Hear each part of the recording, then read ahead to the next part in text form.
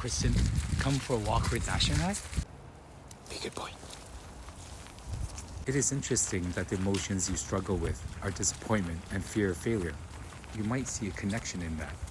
So let's put emotions aside and deal with this. The feeling of disappointment comes because you label things good and bad. Just stop labeling things. Things are just the way they are. A majestic evergreen tree is a perfect majestic evergreen tree. A dying shrub is a perfect dying shrub. Things are just the way they are. Try not to see them as good or bad. Stop labeling things and you will never be disappointed. On the flip side of that, you mentioned that you have a fear of failure, which is kind of like disappointing others. You're not alone. Fear of failure is probably the most common fear, especially in young people. But before we delve into that, let me first ask you a question. What do you think happens when you die? Please take a moment.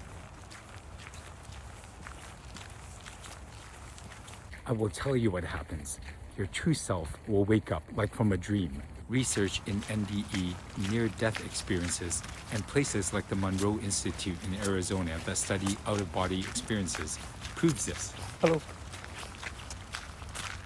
Science, Newtonian science and quantum science proves this. That we, our true selves, are all pure energy, and energy can never be destroyed. It moves on according to its frequency. Okay, so with that understanding, you can play a what-if game with any of your fears. So what if you failed in your business? You will lose respect and your family will be ashamed. So what if your family is ashamed? They will abandon me. So what if they abandon you? I will be homeless and I'll live on the street. So what if you live on the street? As you play this game, you will see the ridiculousness of the fears.